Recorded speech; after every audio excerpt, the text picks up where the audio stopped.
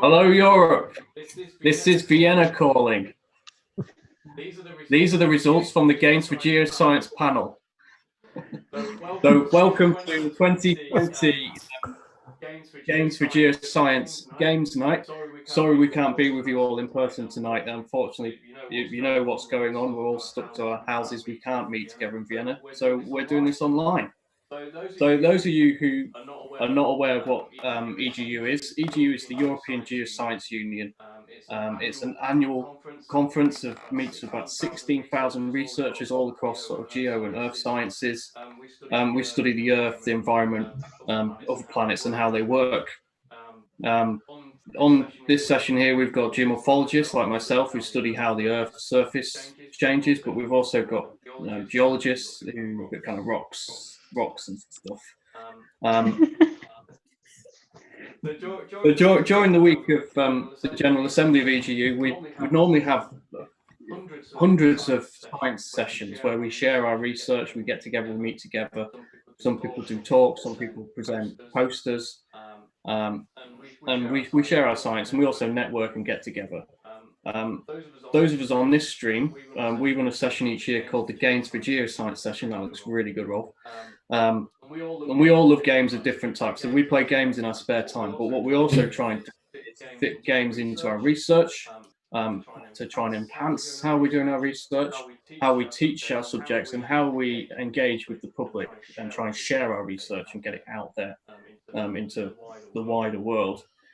Alongside this, normally we have a games night where we get all games which are themed around kind of geoscience and environmental science, and we share that with people. And last year we had a really fantastic one. We had 300 people turn up and play games. We ran out of tables, people playing games on the floor.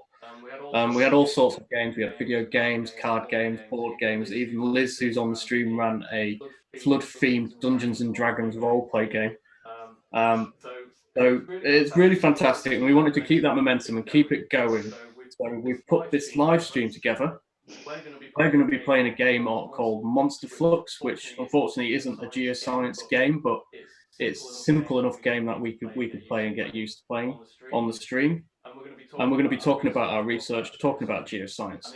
And the idea is that you guys can play games with your friends, your colleagues, play online, play alongside us, listen to what we're talking about, engage with the chat on YouTube, send us lots of questions, we'll be happy to answer them. And just really enjoy the next couple of hours just hanging out with us and hanging out with everybody else, watching the feed and playing games. So my name's Chris Skinner. I'm a researcher at the Energy and Environment Institute, University of Hull. My research is geomorphology. So I'm one of the conveners on the Games for Geoscience session. We also have Sam, Rolf, Jazz, and Liz, who are the co-conveners on this. And we're just going to play this game called Monster Flux. And as it's each player's turn, we're going to introduce ourselves. So I believe it's Sam's turn at the moment. Great, thanks so much for that introduction, Chris. So as Chris has said, we're playing Monster Flux, which isn't a geoscience game at all, but it is a game that we've picked because it has a relatively low level of gaming literacy, so hopefully be able to follow along.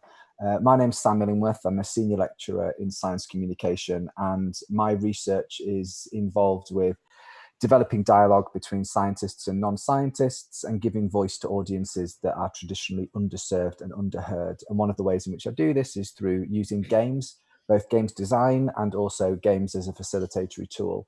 And the latest game I designed is a tabletop game that I designed with my colleague Paul Wake called Carbon City Zero. So we're playing a game now called Monster Flux. Now, I seem to have been given the responsibility stroke dangerous role of you can see my screen. So what that basically means is you can see how good, or in my case, terrible a player I am. Flux is a really, really straightforward game. It's from Looney Labs. The way it plays is that everybody's dealt 3 cards, and then you start off by, you draw a card and then you play a card. You don't have any other rules to start with. There's not even any win conditions. So the win conditions get introduced as we go through. So we're going to play, I'll talk you through my hand, talk you a little bit through what I'm doing, and then I'll pass it on to the next player. And I just wanted to say a big thanks to Chris and Hazel for really putting this night together. You would not believe the amount of different pieces of technology that are running in the background to keep this going. Chris has basically used up half of the power outage for the Hull and Humberside area just in having this game going at the moment. So it's my turn now. What I'm going to do is I'm going to begin by dragging my cards into my hand.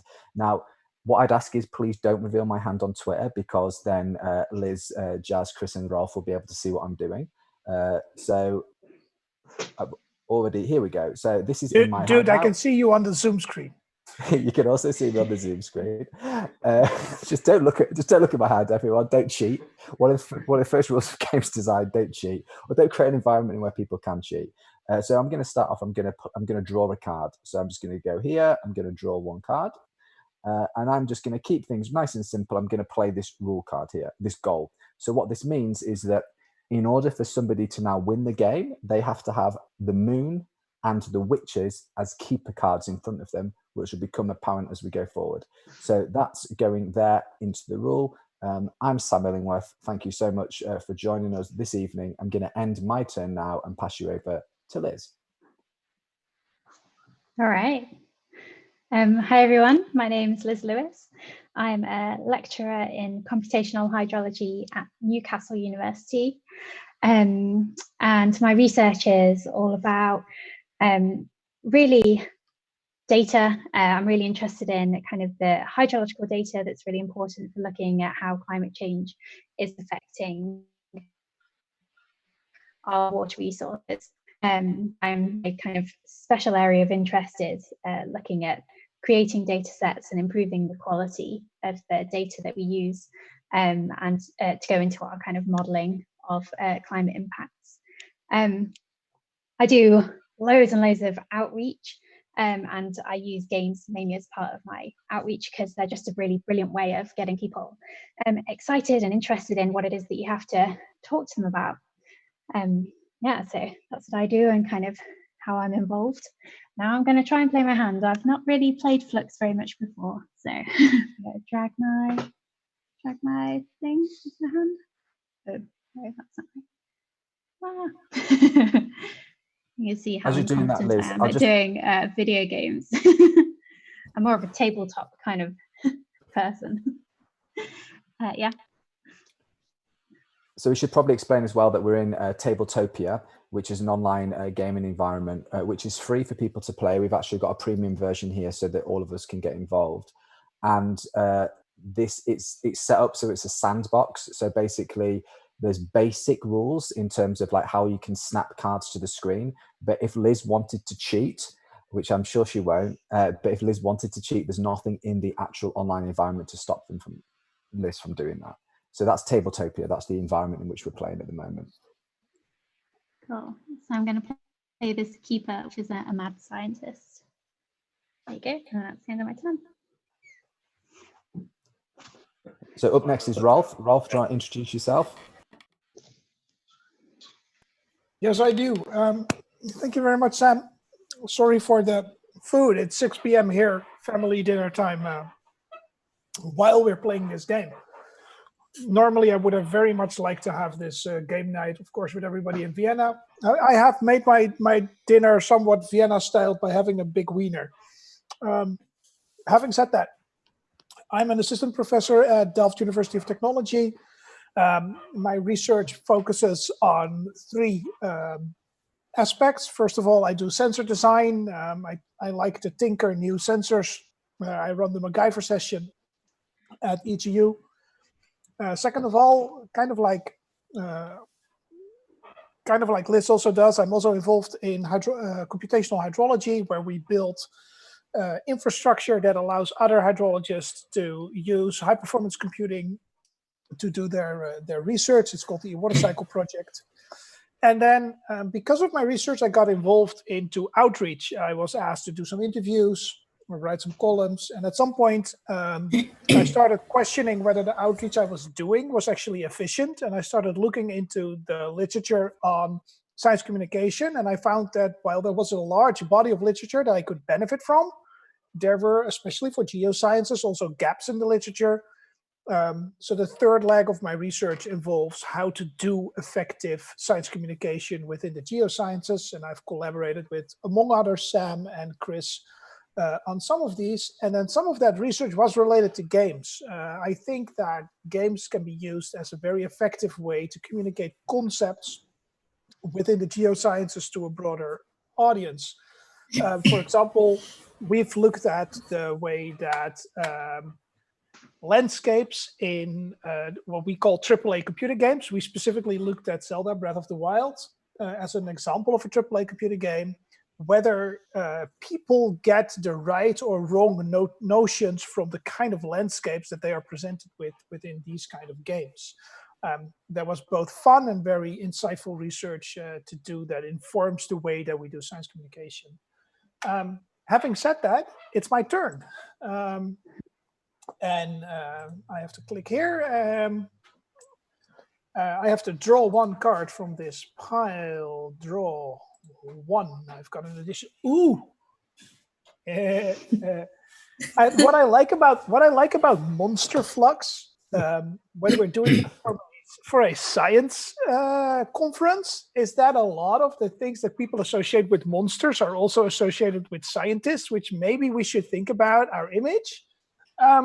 Having said that, I'm going to play one card, which is a keeper called the Laboratory.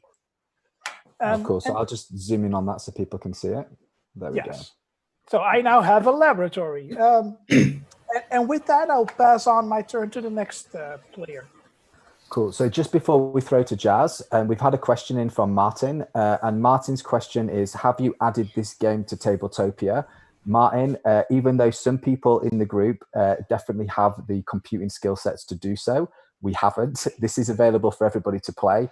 And in the free version, 2 to 3 players can play. But for the premium version, which is only $9.99 a month, yes, Tabletopia, I am available for sales for your company.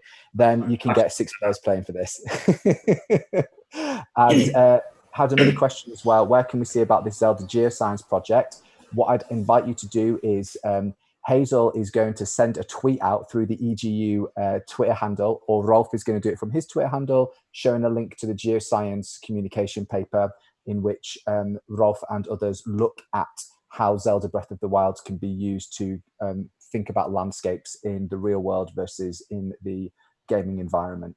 So please keep these questions coming. They're really, really insightful and it's great. And we hope that you're playing your own games at home as well. We'd like to know what games you're playing. We'd like to know how you're playing those games. We'd like to know who you're playing those games with. Of course, always making sure that you're staying safe and indoors. So Jazz, let's throw to you a little bit about yourself and then take your turn, please. All right, yeah, so I'm Jasmine and I'm a lecturer in physical geography at Newcastle University. And I am a historical and social volcanologist, so I blur the lines between the physical sciences and the social sciences, as I'm quite interested in how people live with volcanoes in the present and in the past to try and inform what it might look like in the future. And mainly so far that's been in the Caribbean, Europe. And in terms of games, I'm definitely more of a video gamer. And I don't really do research on it per se, but it kind of, in terms of video games and linking it to geosciences, it started out as a little hobby. So I do play games a lot, and what happened was I was playing Spyro Reignited Trilogy on the Xbox, and there's a few levels in that game where there's some lava, some sort of volcanism, and I just kind of got curious and thinking how actually accurate is this volcanism in the game? Does it represent what we see in real life? And it kind of turned into like a little fun blog post, but then I kind of caught the bug of it. So I actually ended up kind of doing a number of different games, such as the Lego games, and even a game called From Dust, and looking at how accurate the volcanism and other hazards are represented in the game. But the last one I did was Shadow of the Tomb Raider, because I love that game.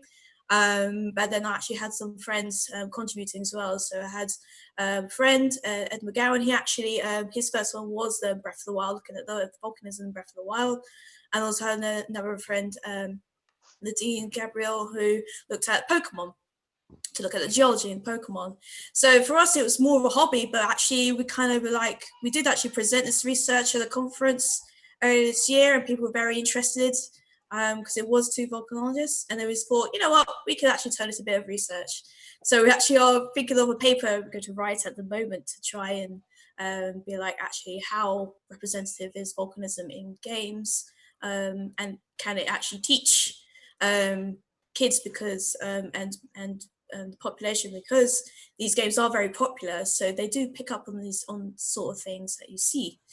Yeah. And Jazz, so that paper's going to be in Geoscience Communication, right? You're going to be submitting it to that. Yes, we actually have decided that it's going to be in Geoscience Communication because it's definitely the best journal for it to be in. So I'm definitely write that paper, Jazz. I want to read it. That's awesome. But I know it has to go to peer review and all that jazz before, but can you say something about the realism of the Flux? I mean, I've been on Death Mountain, and I've seen that very tall spire that just continuously out of nowhere seems to spew out lava. So how realistic is it actually? So in terms of Death Mountain, basically the Legend of Zelda series, obviously it does different things depending on the game, but the general basis of it is there are volcanoes that are constantly outpouring lava. Suppose if we compare the Breath of the Wild Death Mountain, I think the closest example I could give is probably Mount Etna in Italy, because that volcano is a typical strato volcano, so with a big pointy cone and whatnot. And it does actually, as well as rather explosive eruptions that produce ash, it also does produce lava flows like you see in Death Mountain. So in terms of that, it's accurate.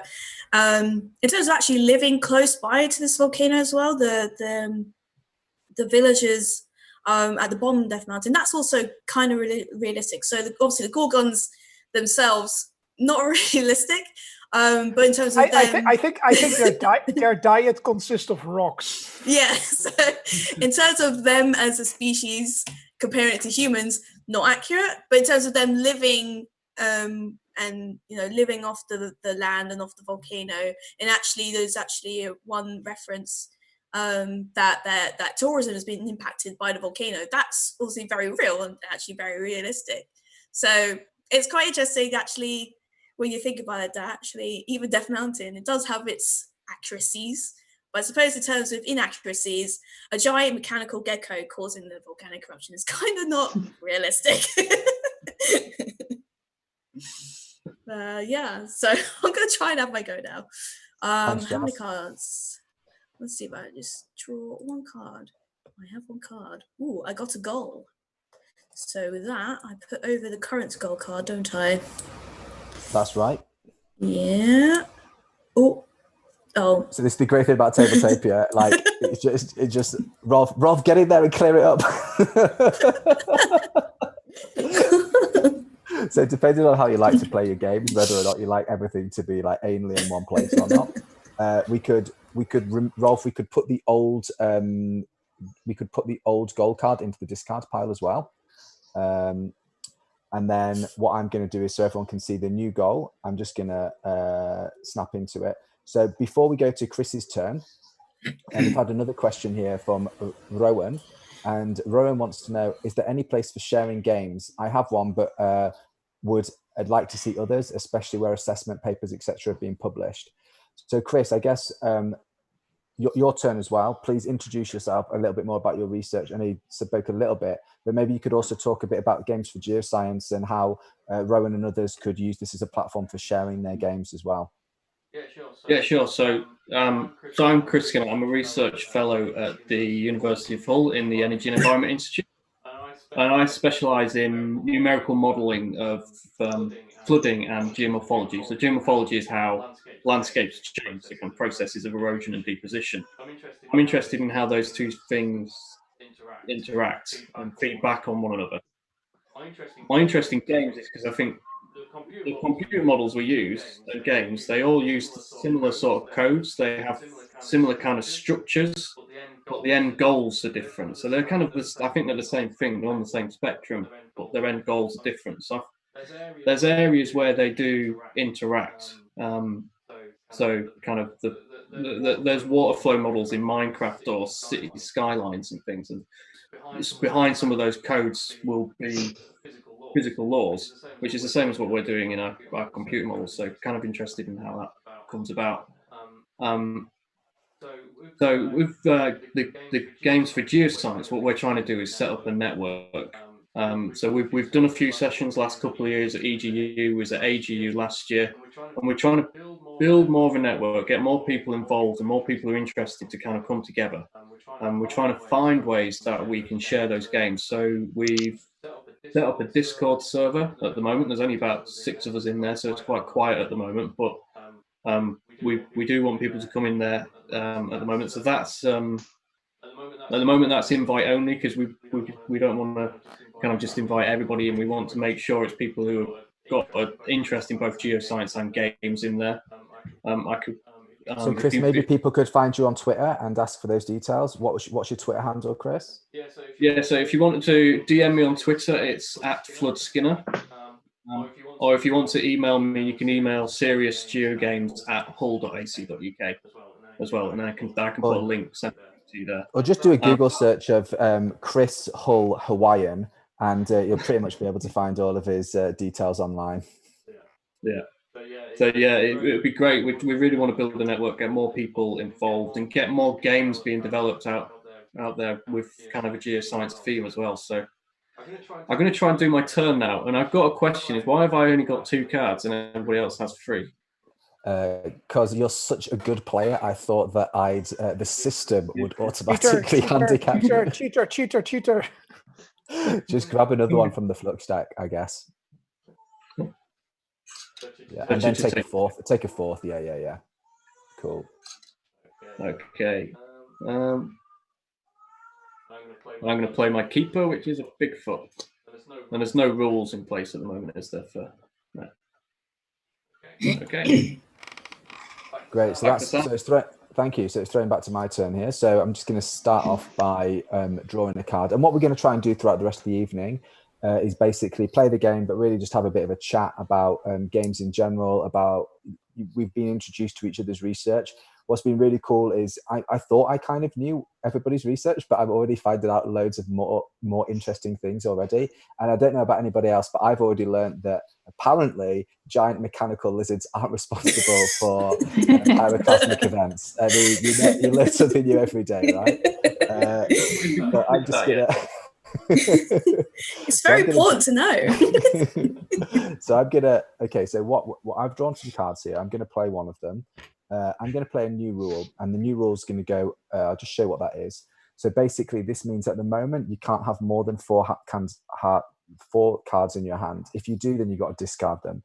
Now, as we said, Tabletopia is just a sandpit. There's many other virtual spaces that exist online. We thought that we'd pick this one because it's quite accessible. It has free entry points, etc. So I'm going to basically throw this over here. And that's just to remind everybody, if in the future you ever get to a situation where you've got more than 4 cards, then you need to throw that away there. So we've just had a question from Clementine. Also, I have to apologize in advance about 2 things. One, I'm obviously English, so I have a very poor command of language, which means that I will mispronounce everybody's name. So I apologize about that in advance. And secondly, I've been incredibly rude and just skipped over all the honorifics of our esteemed panel. I mean, we've obviously got Dr. Rolf, Dr. Chris Skinner, Dr. Liz Lewis, and Dr. Jasmine Scarlett. But I've just been throwing everyone as Jasmine, Chris, and Rolf. So apologies in advance about that. But everybody's really esteemed. Everybody's really esteemed in the panel. So we've had a question here from Clementine that says, what recommendations do you have to games to play long distance with friends? So what I'm going to do is, it's Liz, it's your turn next. So I thought maybe you could have a go at answering that question as well. If you've got any recommendations for how you play games long distance with your friends. End my turn, your turn, Liz. Okay, Thanks. Well, my absolute favorite game to play in the whole world is Dungeons and Dragons, as Chris mentioned at the beginning. So I love it. It's so low tech. I think that's one of my favorite things, is that you need a pencil and a bit of paper and your imagination. I think we seriously should do a survey of EGU members and what classes and races they used to play, because I mean, there have been so many people, even like dinosaur professors that I talked to, that were like, "Oh no, I used to be a dwarf fighter." I was like, "Is everyone in geoscience some kind of D&D player?" I think it's a lot of obs. So Liz, like what tips would you have for people? And like, I'm really interested to know how you've kept your D&D going in the pandemic. Like, how have you managed to do that? Like, how have you found a virtual solution for a low tech game, if such a thing makes sense? Yeah, well, it's actually helped it, I think, because everyone's had to be at home. They're kind of looking for things to do. So I've actually managed to be able to get all my friends together to play one. Yeah, so I mean, we've just been doing it over like a kind of video chat basically, and it's really been very theatre of the mind. So no like maps or little characters or anything. Just having a really. My brother's been DMing, and so he's just brilliant at it. It's so funny and does all the voices brilliantly. So like, you don't really need much more than that, I think. Yeah, so it's yeah, just been really good to do, and yeah. Oh, Liz, so can you tell us what it's you just did? So what did fun. you, Liz? What did you do in your turn there? I was trying to slip it all past you. Liz, everyone else is like chill. Liz just wants to win this game, and that's all she cares about. I'll gratefully accept this turn of events. I played a new goal, Bats in the Belfry, because all I've got a gold card. Okay, cool. So now we've got Bats in the Belfry. So anybody plays the bat and the castle as keepers in their hands simultaneously, they'll win that game. So Rolf, have you got any thoughts about basically how you're continuing to play games online? I know you, for example, like Mario Maker and things like that. But have you found that the current situation encourages you to play more or less games as you've been doing a lot? Honestly, in my particular situation, I think it's different from everyone. We need to acknowledge that. I have a small family over here, and we've been playing a lot of tabletop games and board games with our core family, like with my wife and my little boy, which has been amazing. We've done a game of Lowlands, which I can highly recommend for everyone that wants to look at the interplay between tragedy of the commons and mercantilism, which is something that we did just this afternoon. But my interaction with people outside of my core family has diminished greatly because I just don't know where to find the time. And I think we need to recognize that a lot of people will experience something the same. I hear the same from a lot of my friends. It just takes so much time to keep up with your research, keep up with EGU in this case, and in my case, and I think a lot of people at my career stage will echo that, keep up with my teaching that suddenly became online, that after 8+ hours of screen time on any given day, I kind of like to look at physical cards at a tabletop and actually look at my family members. So my gaming time with people that are not living together with me has diminished ever since we've been locked down. That's interesting, Rolf, because I know as a fact, talking to Chris, that his way of relaxing is to watch 8 hours straight of Rolf Hutt. That's how I just watch your TED talk over and over again. It's the same 6 hours, it's the same 6 minutes. I used to be a tinkerer. My course, I teach a course at Delft University. It has completely moved online. It's very hands-on, which means that now we've suddenly set up a new YouTube channel. We've suddenly set up a new Discord server because that's what all the young folks keep using for communication. So apparently we are joining in, which I think is really good. But like I said, after 8 hours of looking at these two screens, I really love enjoying some time with the people that are right over there playing a game on an actual physical table. For sure. And Rolf, what are you doing in your turn? Have you taken it yet, or are you going to talk us through it? No, but I'll talk you to it. Let me take my turn. Because everybody needs some help. I need to draw a card, so I'll draw one. Draw one. So just to, as Rolf's doing that, just to let Martin know, we have got your question and we're going to address it after Rolf's taken his turn. Oh, I'm gonna so annoy everyone. Oh, I'm gonna play a new rule which says that the current hand limit is 1, and at the end of your turn, you have to discard everything except one card. So I will now discard the skeleton, which I don't care about, and the old man. Oh wait, I have to zoom in. Come on. There we go. So, and then I'll end my turn. Rolf's made the game really fun for everybody. Thank you, Rolf. Jazz, we've had a question from Martin, and if you can answer the question directly, great. But if not, maybe just pick up slightly different. But Martin's asked if anybody's made scientific Mario Maker levels yet. So in Super Mario Maker or Super Mario Maker 2 on the Switch, if they've made scientific levels. I guess, Rolf, if you've got an answer to that, that would be great. And then Jazz, maybe you could also think about, are there any games where you've thought about modding them for a scientific environment as well? And what are the, what are the skill sets? I guess some of the difficulties in modding video games are that you require such a high level of software skills, unless you're looking at something like Mario Maker, which encourages, or like Little Big Planet, which encourages people to actually have that maker level. So Rolf, have you come across any Mario Maker scientific levels or made any yourself? Well, I'm from Delft University for Technology, which is an engineering school. We always have a very lively discussion between the distinction, if there is any, between engineering and science. But I've seen a lot of people implement really cool stuff in Mario Maker that is really cool, showcasing engineering. I'm not sure if that's showcasing science, but people have made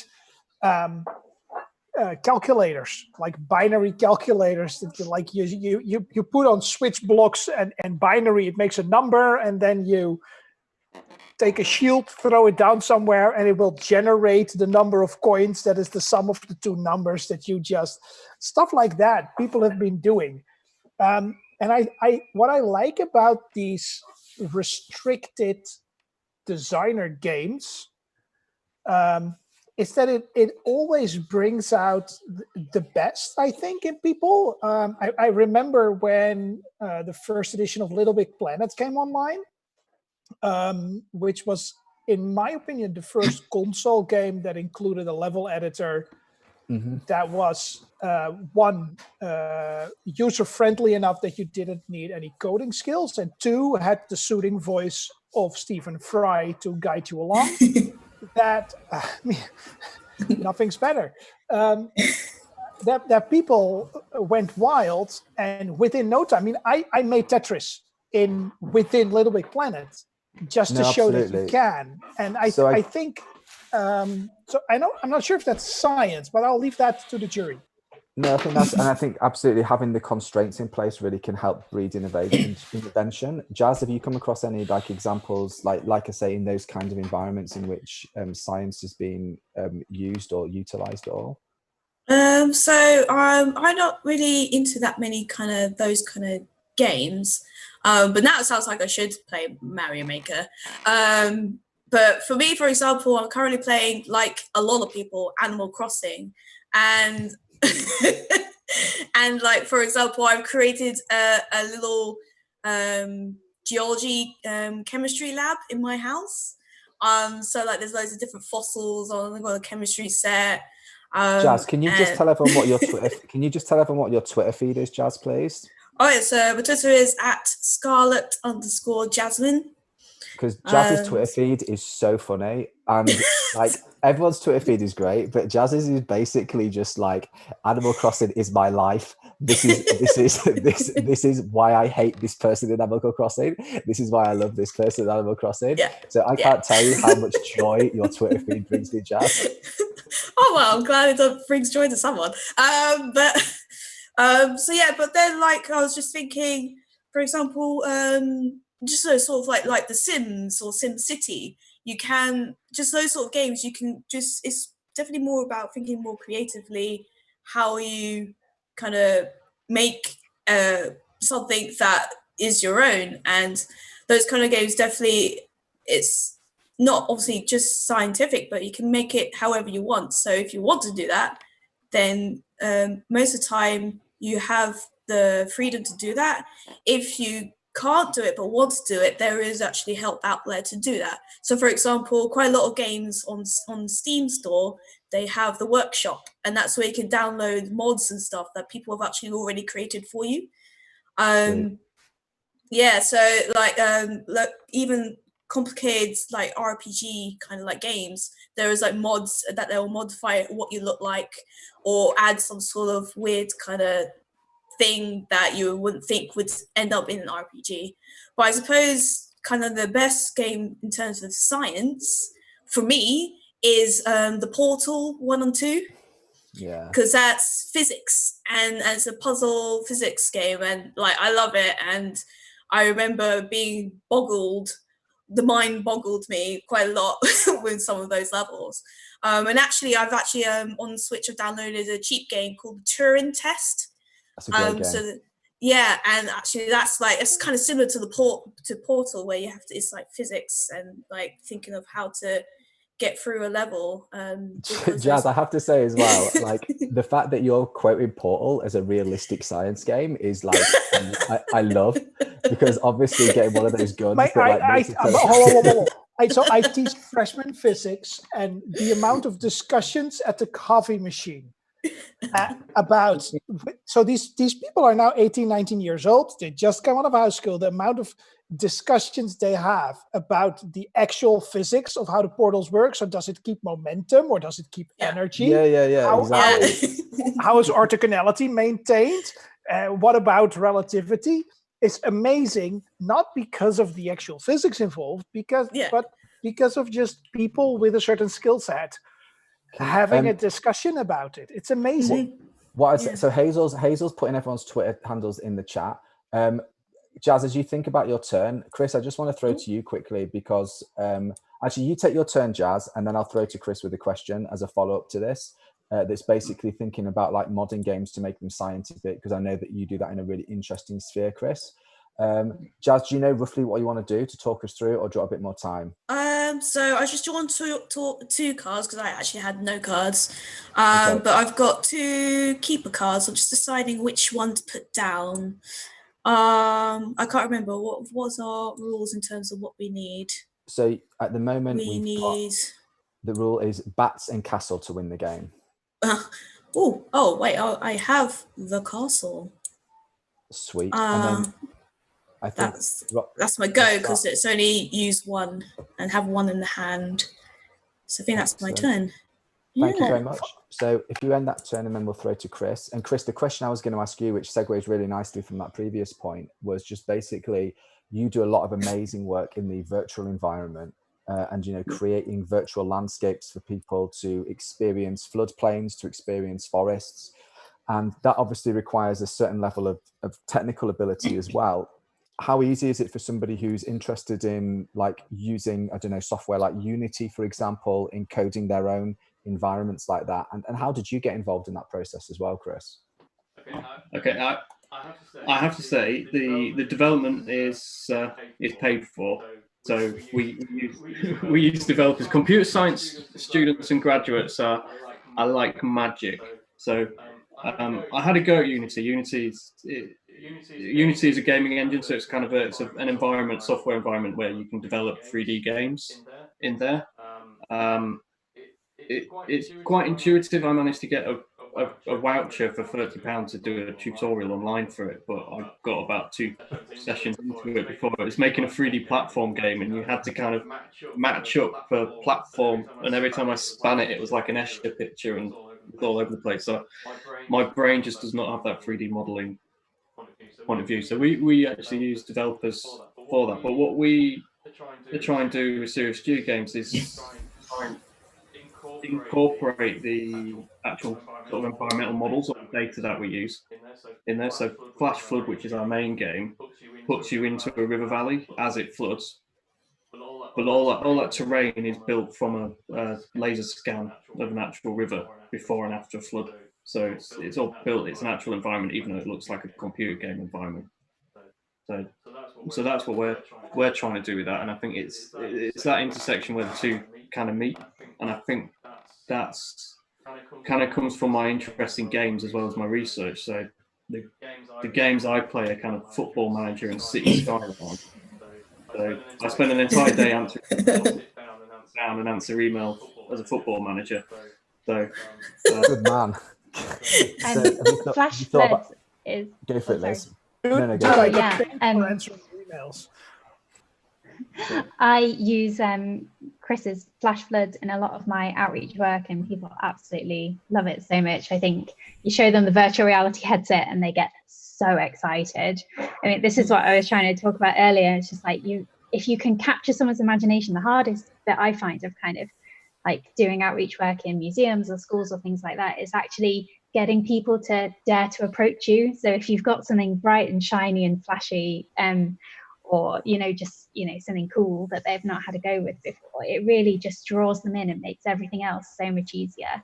And when they've got that headset on, they absolutely love it. And people can barely believe that it's like real data as well, and go like, this really happened. They're like, what? No way.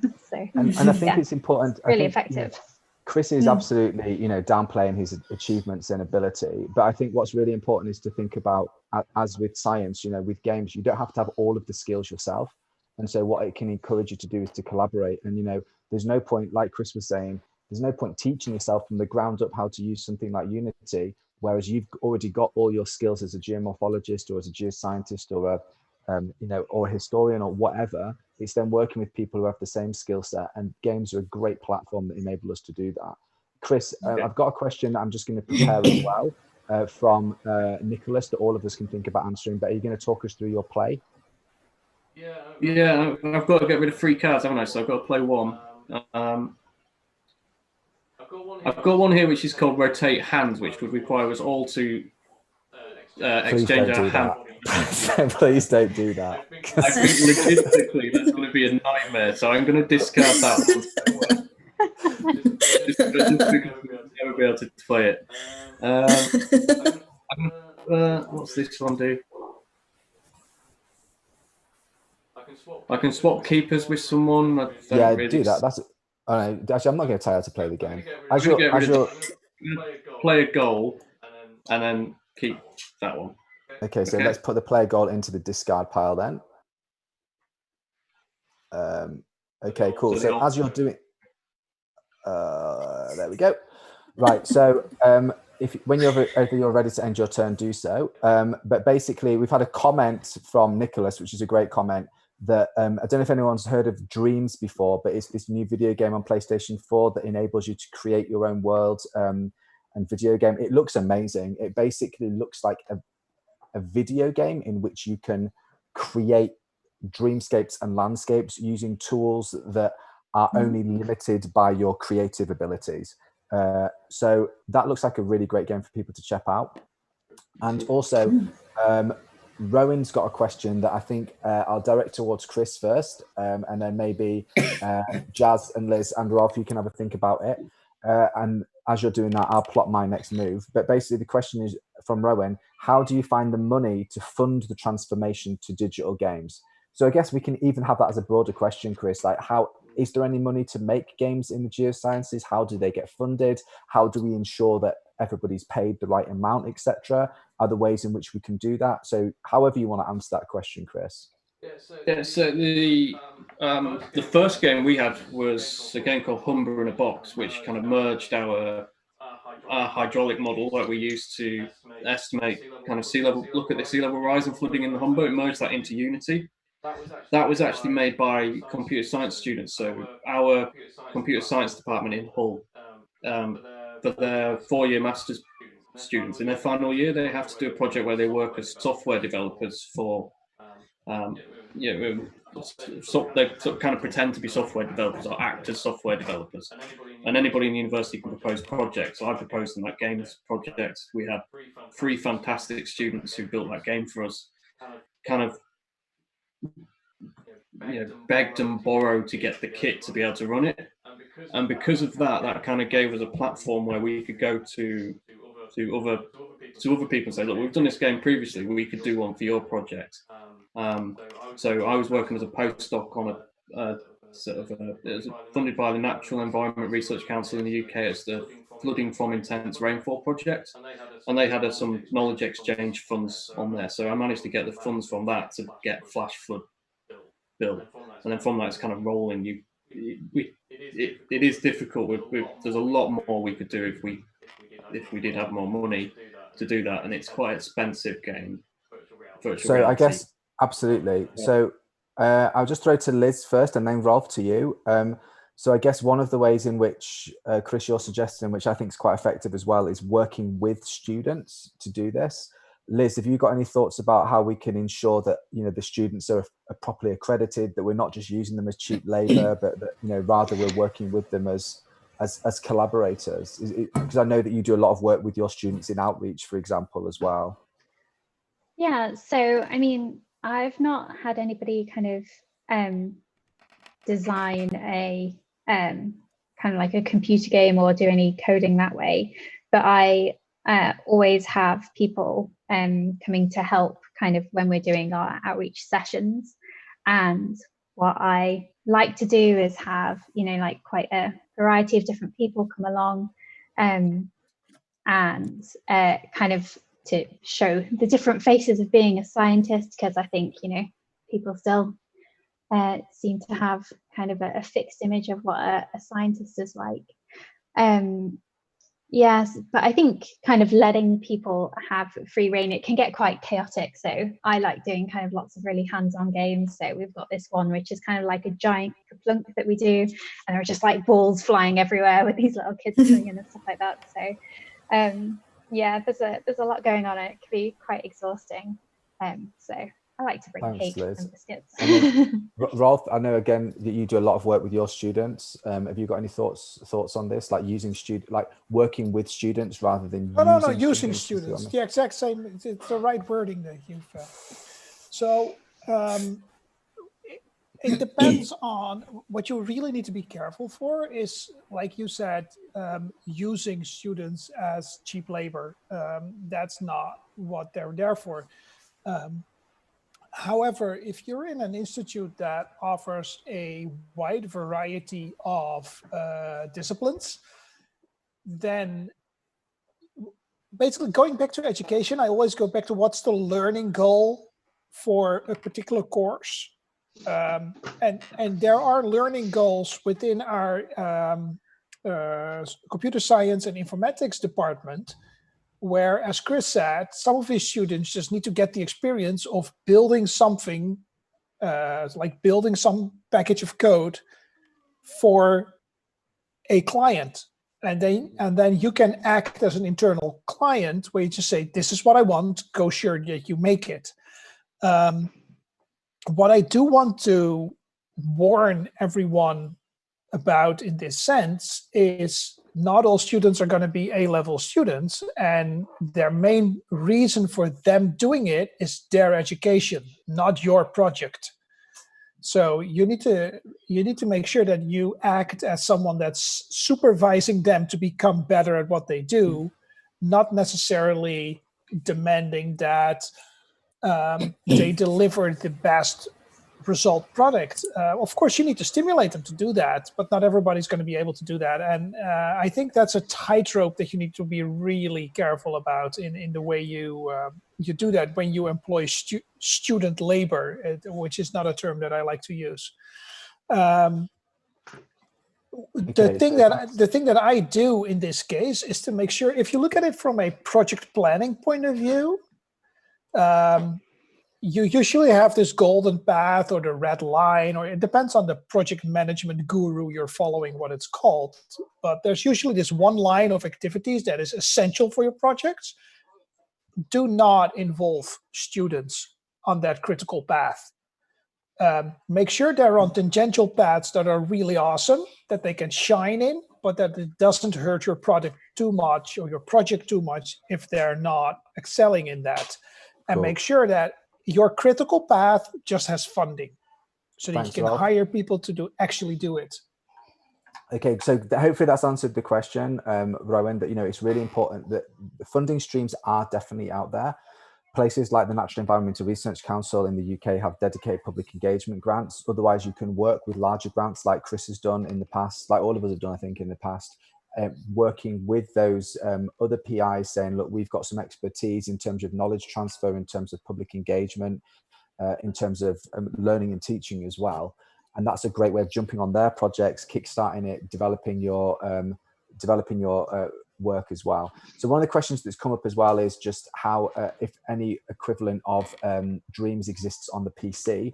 There's definitely, I think, going to be a version of Dreams to come onto the PC in the future. But if not, there's loads of sandbox arenas in which you can do this kind of thing. The other thing is Minecraft as well, right? I mean, I'm just going to leave that hanging out there. Jazz, do you want to maybe speak on Minecraft briefly? Yeah, so Minecraft. Yeah, so Minecraft, it's been going on for years, and a lot of people have been playing it. I mean, I used to play with it with my brother, and yeah, you can create whatever environment you want. I mean, the good thing about it, but what I like, is you can create volcanoes. So, because obviously there's lava in it and there's obsidian. And what's really cool is that people I have spoken to have used Minecraft for outreach. They usually come in with, oh, has anyone played Minecraft? And like most of the kids put their hands up and they said, oh, do you know what obsidian is? And then all of them know what obsidian is because it's in the game. And obviously then that's how you can go in and be like, actually, this is a volcanic glass, and they talk more about what it is. And of course, equivalent is that, has anyone heard of dragon glass from Games of Thrones? They'd be like, yeah, so, well, that's actually obsidian. So like it's a way to relate of what's happening in games, to making it relatable to people, because some things can be rather tricky to explain. I mean, if we didn't have Minecraft, a lot of people wouldn't know what obsidian was unless we go in to try and explain that is a type of glass. So Minecraft, yeah, I mean, it's amazing what you can do in Minecraft. Insane things. I mean, if you have the time and dedication, you can create amazing things. But, and there's also quite a lot of publications in the area as well of how Minecraft's been used for exactly that. So I know everybody's dying to see how I'm going to take my turn. So basically, I'm now going to play a new card, which is Draw 2, which means that every single time now, everybody needs to draw 2 cards, but remembering that we're discarding down to only 1 card in our hand at the moment. So I'm just going to discard this card properly, and I'm going to discard this card properly, and then I'm going to end my turn. And Liz, feel free to have your go. And Liz, I was just thinking as well, Rolf Rolf chatted in the Zoom chat at a meta level just about tangential learning. Do you think that when you've been playing games with your students, this has been a good opportunity for tangential learning to take place around that particular subject? As Jazz was talking about as well, this idea that by playing Minecraft, you know what obsidian is, or rather, you know what dragon glass is, because we all know that that's the correct scientific term for obsidian. And have you experienced that tangential learning yourself? Yeah, so I think Minecraft's one that comes up all the time. So a lot of what I do is hydrological modeling. And basically, when I show a kind of image of the model that I do, it looks just like Minecraft. So I think it's really helpful for people to be able to visualize what I'm talking about. And visualizations are a really important thing anyway, with kind of trying to communicate research as well. Yeah, so I think that's being able to relate stuff to what people do every day. I mean, even just in kind of the language that we use as well. So one of my fun facts is that like if you got all the rain gauges in the world together, they take up less space than a football pitch or something like that. So just to everyday life that people know about it's just really, really effective, and it's kind of sticks in people's brains better, I think, because it's related to something that they already know. Yeah, so that's very effective. That's amazing. That's a great statistic. So if you added up all of the world's rain gauges, they wouldn't fit into a football pitch because there's actually the center circle of a football pitch. Okay, wow. That's pretty cool. Wow, there you go. I think Professor Van de Giezen in our group started calculated that and used it as a statistics to push for why we need more rain gauges on the ground way back, something like 10 years ago. but it's I think it's actually the center circle. Liz, can you talk us through your turn? Because I know that you're like absolutely wanting to win this game so much. Yeah, I'm crazy competitive. I drew my 2 cards, and I'm going to play 1 card, which is a new rule, which is a hand limit of 3. So we no longer have to discard to 1. Is that right? We can discard. Yeah, exactly. So you put that just there, and then if somebody can just discard the one that says hand limit of 1. That'd be fantastic. Okay, sorry. So that's great, and then you can end your turn whenever you want to, Liz. Do I presume I have to get rid of a? So you need to make sure. Yeah, exactly. Thanks. Yeah, exactly. So we now have to have a maximum of 3 cards in our hand. And then once you've discarded that in the discard pile, Liz, I'm going to throw to, you can end your turn, and then we'll throw to Rolf. Okay. So Rolf, as you're thinking about how to play your turn, I'd just like you to pick up a little bit on tangential learning. And in particular, maybe you could talk briefly about how, what the Zelda paper that you mentioned at the start was. I know that you've shared this on Twitter and Hazel has as well, but what really the purpose of that was, and how games can be used for good and for ill in terms of tangential learning. Well, the thinking behind that Zelda paper was that I was playing the actual game. I've been playing the Zelda series for, I think I started with Link's Awakening. No, Link to the Past on the 16-bit Super Nintendo. But I was playing the game, and I realized, so there was like a mountain that had a waterfall. So sorry, Jazz, I'm a hydrologist, not a volcanologist. It's okay. It's okay. So I just saw like a real big mountain that had a waterfall that originated very close to the top, and it rains in the game on occasion, but not enough by far to feed whatever groundwater layer is above the source of that waterfall to feed it. So there must have been some negative. It actually was the Greek way of looking at where water comes from. Like there must be some pressure coming up from below. So I was just looking at that and then wondering if anyone else that hasn't got a training in hydrology is watching this, would they pick up on the wrong cues about where waterfalls come from? And then I started doing some research into, has anyone actually looked into this? And I came across that term of tangential learning, which basically means you're learning something while you're focusing on something else. And I think most of us have had, probably negative, but have had experience with games you were forced to play in primary school. This will really learn you how to read. This will really learn you how to calculate. And then the game itself just wasn't fun. And the idea with tangential learning is that first and foremost, you design a very interesting game. And then secondly, we make sure that there's elements in there that if you start thinking deeply about them or start looking them up on the internet, I mean, even the names of swords in Final Fantasy could be considered tangential learning.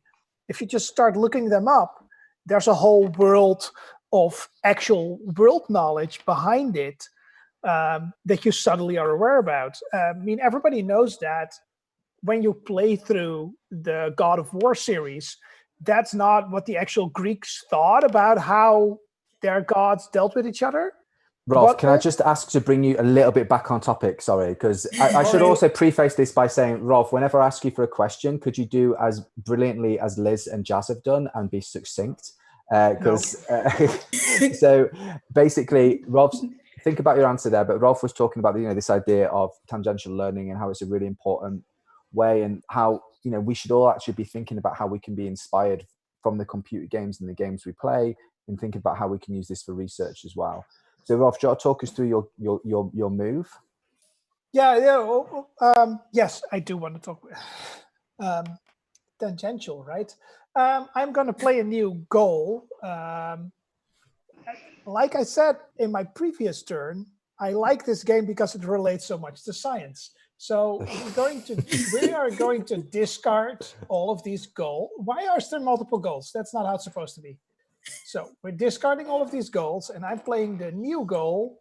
I was working in my lab. Very good. Anyone that now has a bad scientist and a laboratory is going to win the game. Thanks so much, Rolf. I'll end my turn. And I guess actually this comes back to a point that Liz, you were talking about earlier, and I'd like maybe you and Jazz to pick up on this, is and I say that because Chris, Rolf, and myself are all white men who have been associated with science and who are maybe associated with this picture here, maybe not to that extent there. But Liz, you talked a lot about the outreach work you do is reimagining and renormalizing what scientists look like and who science is for. And I wonder if you could talk a little bit about the work that you do in that arena, and how frustrating you find images like this when we hear about a scientist as well. Feel free to vent. Yeah.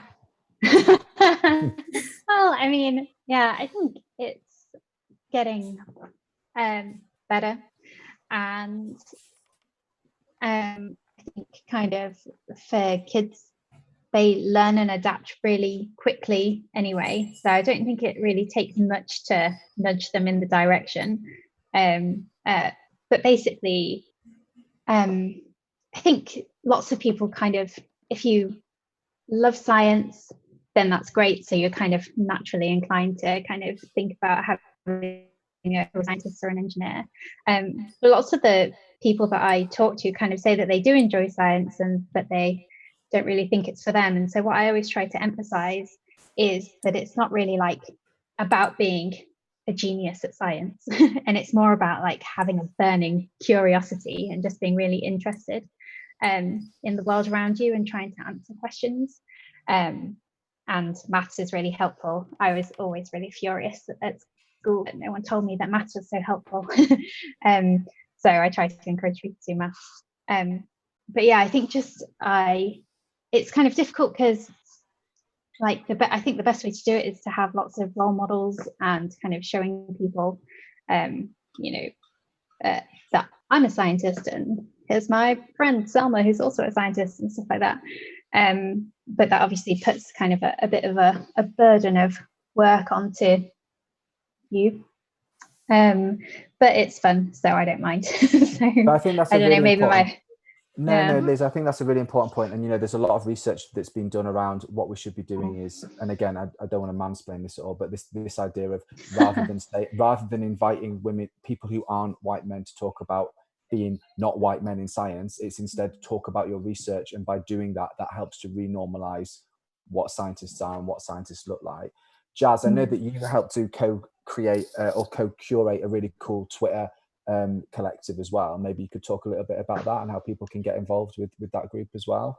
Yeah, so it's called the Twitter account is called Minorities in STEM, and it mainly focuses on people from different ethnic backgrounds in the UK, even though there's lots of followers elsewhere in the world.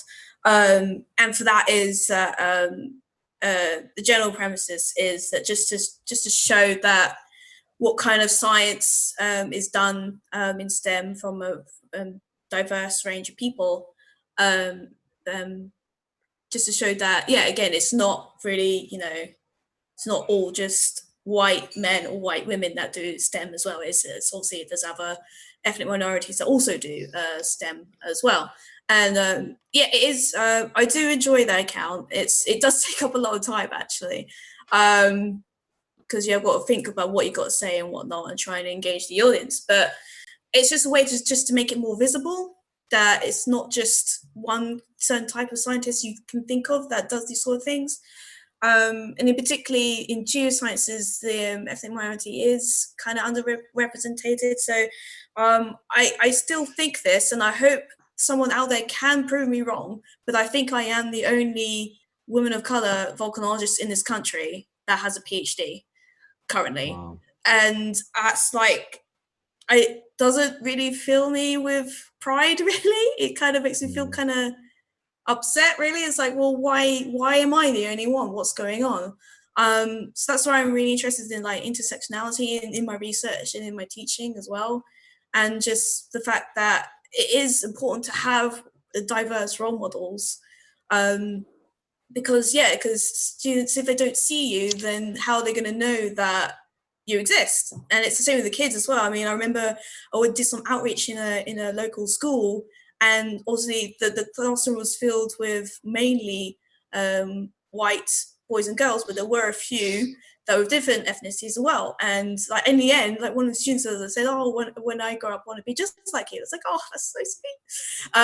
And it's just like, that's, just seeing someone and doing something exciting with them, it can leave a positive effect. And certainly using games as a way to start that conversation is a good thing. And yeah, I think we need to use games more just to start the conversation, find other ways to do outreach, and using games is a very good way to do that, I think. Absolutely. 100%. And do you think as well, though, that sometimes, and like I'm speaking from my own research here, that sometimes there's a danger with games that we assume a certain level of literacy? So, when we think about our science outreach, which everybody in this chat is really, really good at, we know that we've got 10, 15, 20 years of scientific experience. So we grok, or we use jargon without thinking about it. So we have to really carefully check ourselves and be like, oh, hold on a second. No, people don't know what the average 5-year-old, unless they're Rolf's son, doesn't know what fluvial dynamics is, right? So, we need to think about that. But do you think that, but do you think that there's also the same with games? So like when we say to people, hey, let's play games together, we're assuming that there's maybe a high level of gaming literacy that they have. Like Liz, D&D is a great example, right? Like D&D is such an awesome game to play, and like for people who've played it for a long time, like Rolf, like yourself, like me, it is quite an easy game to pick up, but there's still that barrier to overcome, isn't there? And we need to maybe assume that there isn't. We need to at least allow for the fact that there is that level of gaming literacy that people need to think about. So that's something that I think about a lot when I design games for my outreach events. And basically I want to have something that works for everyone. So which sounds bad, I think, like, you're supposed to have a target audience or whatever, but that's kind of the opposite of what I do. And because especially I do a lot of my work in museums, and you just don't know who's going to come through the door. So what I want to have in my game that I design is something that will be fun for, like a toddler all the way through to an adult. So like my giant clunk one is a good example of that. It's like people will just, so that's to kind of demonstrate like natural flood management. So the sticks in it are the natural flood defences, and they're holding back the debris in the water, which are the balls. And then we've got a town at the bottom. And for the very little kids, it's just about being in a museum and having fun. And they just like playing with the balls and the sticks and stuff like that. And then what you do is you tailor your explanation of what's going on and what the aim of it is to the level that you're interacting with. So you can have a really detailed, in-depth conversation with an adult. You have, trying to clear up all the balls that they've made a mess with. I think that's something that's kind of difficult when you're doing games, and especially if you're trying to incorporate it into your research. Some people. Absolutely. Pardon, and just to follow on question from that as well, from Stacey, we've had a question. And Jazz, I'm going to ask you this, and then I promise I'm going to let you finish your go. But it just touches on it just touches on something that we were asked earlier. So Stacey wants to know, thinking about science and museum people using Animal Crossing to curate items and do SciComm. So there's been a lot of cool questions. Been a few cool articles recently about people using the museum space in Animal Crossing as a way of doing that. And do you think that's in a good environment to maybe think about SciComm? Who's that question to? Me? To you, Jazz. Yeah. So that you can then finish your turn finally. Yeah, I mean, it's just actually kind of related to. So at the conference earlier this year, I actually took my Switch and took Legend of Zelda, and then actually got them to play it. I mean, most people that played it have never picked up a Switch before, so it was actually quite entertaining just to see them learn how to use it.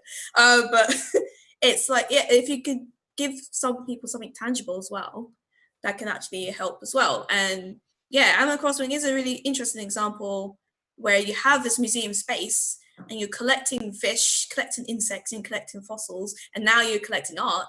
And yeah, the different people in these disciplines, they actually are using that space to talk about what is there and the origins of it or whatnot. I mean, I actually have a friend who is going to be using their game as a zoo archaeology kind of SciComm event. So they're actually going to be looking at the fossils, because their PhD research is on a fossil that is in that museum in the game. So they're actually going to be using that as a way to just visualize what it looks like, and then using the game to explain it. And sort of like this is like a different fun kind of way just to use the game, really, and any game, for example. Cool. So thanks, Jazz. So Jazz, after that, like your go's taking in intersectionality, it's taking in Animal Crossing, it's taking in so much stuff. But can you please take your damn turn now, Jazz? Yeah, okay, so I picked up 3. How many am I putting down again? Just 1. Yeah. I've lost count. How about, what's this one? Random tax. This is an action.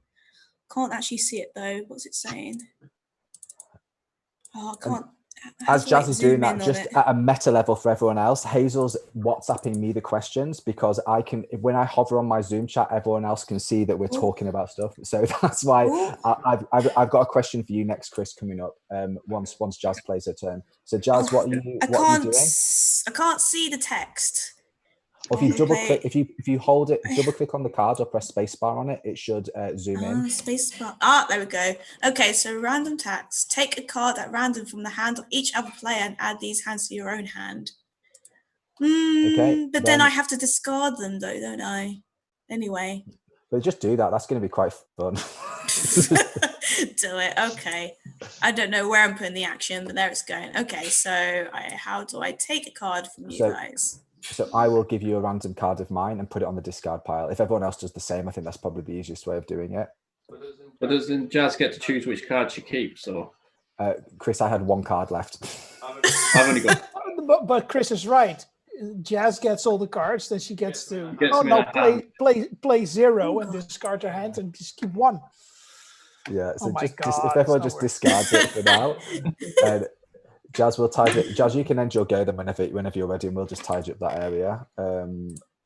Okay, cool. So Chris, as we're tidying up the maelstrom that Jazz's turn has created, Martin's got a question for us, and he says, aren't using games just a form of targeting engagement? You're tailoring science to those that have the gaming interest and specifically the game of your choice, which is a really important question for us to answer. So Chris, feel free to take it away.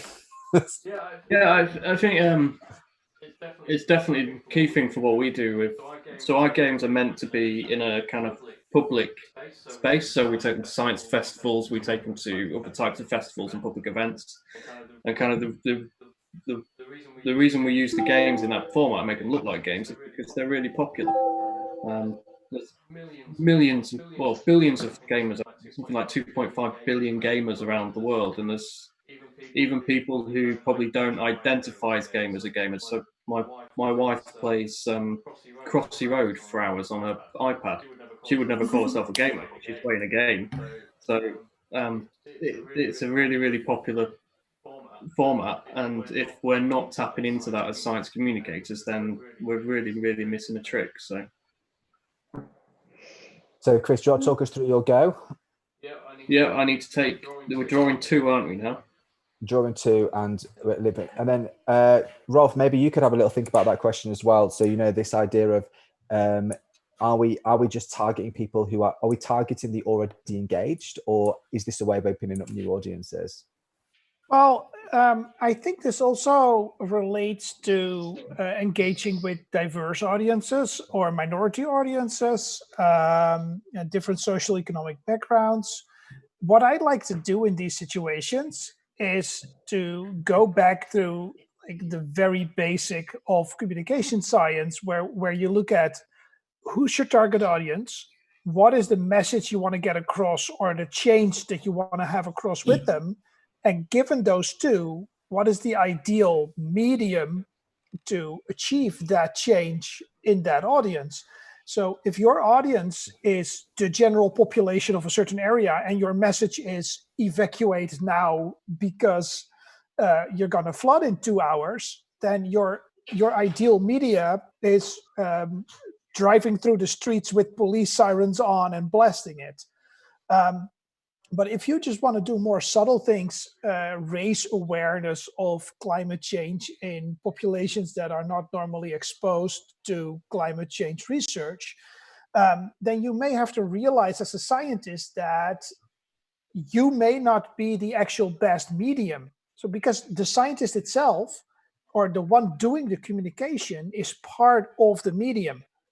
And sometimes you just need to realize you need to step back and hand over the message to someone that has attenuation with the actual audience you're trying to reach. Absolutely. So again, this idea of using everybody's own skill sets as we go.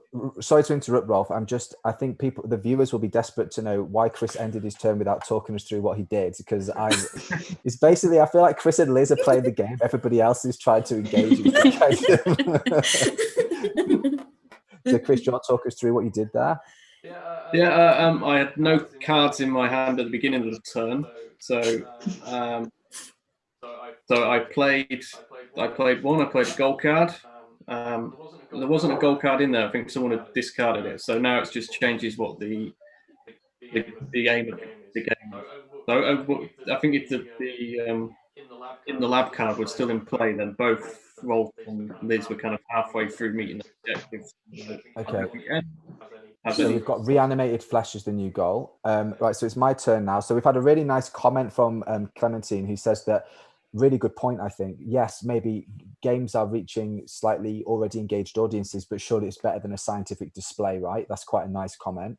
And then a really cool question here from Anna. So Rowan put a really good comment where he basically said that sheep are more common than women on board game covers, which is horrific. And so wanted some examples of board games and video games where there is diversity. So if I could start off, like Pandemic, the game, which is obviously very prescient, does a great job of the front and foremost person on the box is a female scientist, which I think does a really nice go of that. There's also a really cool game. The good word is depressing, Sam, not pressing. Yeah, okay, sorry. There's also a really cool game, a tabletop game that I'd like to make people aware of called Legacy of Dragonholt. And it's a bit like a choose your own adventure type game. But what's really cool about it is that within the game, you can take on the role of LGBTQ plus people, but it's done in a really, really normalized way, not worthy or not drawing attention to it. It's just, these are completely normal relationships, and it really helps to re-normalize it. So Legacy of Dragonholt is a really great game to enable people to do that, would be my recommendation. Maybe we can go round as I'm thinking about what turn to play, starting with Liz, then maybe Jazz, Chris and Rolf, of examples of games, board games or video games, where there's good representation either on the cover art or in the actual playing of the game itself. So Liz, maybe we could start with you. And apologies on my behalf as well. Rowan's a she. I did the thing of assuming that Rowan was a male, so Rowan, apologies about that. Sorry, yeah. I'm sorry about that. I know, God, I'm horrible. Sorry, Rowan. Genuinely sorry about that, Rowan. So yeah, but Liz, if you've got some thoughts on that, or if not, Jazz. Yeah, I'm not sure. I mean, there's a board game called Fog of Love, which is about kind of more, I think it's about, I think they call it like rom-com in a box or something like that, but you can be anything you want to be in that, I think. And it's all about kind of the story of your relationship. So that gets quite into, yeah, I guess, that kind of exploration of what your character is. But no, I'm just looking at my board game pile. Like, D&D, Liz, right? I mean, D&D, you can be anything. Oh yeah, right? D&D is amazing. Obviously, you can be anything. Yeah, I'm a gnome that owns a chain of bookshops. Yeah, it is. But we have to. One, it is amazing, but we have to acknowledge that it wasn't until I think 3rd edition where the representation of female characters in plate armor was plate armor. I mean, it was horrible before. And there's more role-playing games than just Dungeons and Dragons as well. So I played a really good one the other day that's called Microscope, which is basically like inventing a whole history. It's really hard to describe, but it was basically you choose kind of one defining moment in kind of the history of a civilization, and then you kind of work out what happened before and after that moment in history.